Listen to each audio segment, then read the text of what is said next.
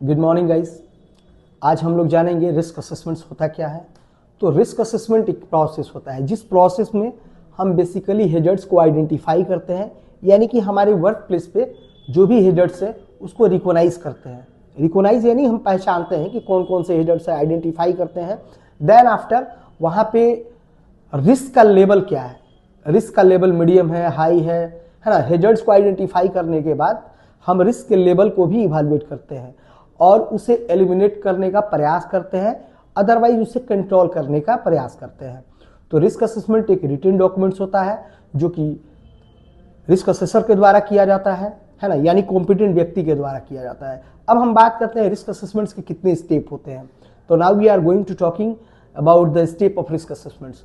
तो जो पहला स्टेप होता है आइडेंटिफाई द हेजर्ड्स, यानी रिस्क असेसमेंट्स के पहले स्टेप में हम वहाँ पे कौन कौन से हेजर्ड्स हैं, फिजिकल है ना, बायोलॉजिकल है, साइकोलॉजिकल है, या कौन से हेजर्ड्स हैं उसको हम पहले आइडेंटिफाई करते हैं। दूसरा होता है हमारा कि identify the people who might be harm and how. दूसरा जो हमारा है कि identify the people who might be harm and how.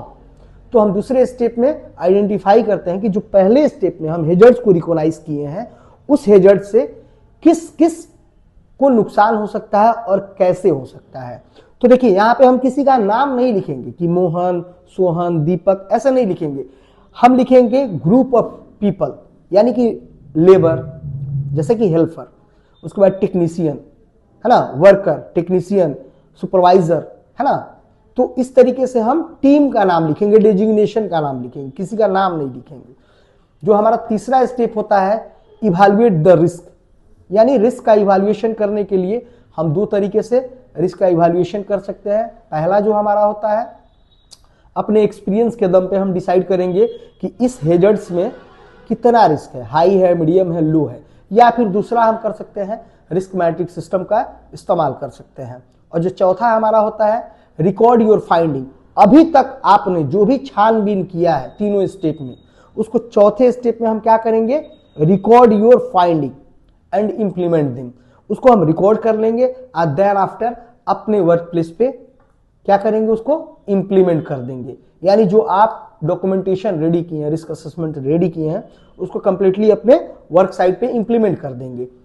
और जो लास्टवा हमारा है रिव्यू एंड अपडेट, इसमें पहले ही लिखा गया है कि review and update as necessary, but आपको risk assessment should be review once a year, यानी कम से कम मिनिमम एक रिस्क असेसमेंट्स को साल में एक बार रिव्यू करना चाहिए। भले एक्सीडेंट हो या ना हो, या अगर कोई चेंजेज हो या ना हो, technical changes, legislation changes etcetera वगैरह, अगर नहीं भी होता है ना, फिर भी एक बार साल में आपको रिव्यू करना एकदम मैंडेटरी है।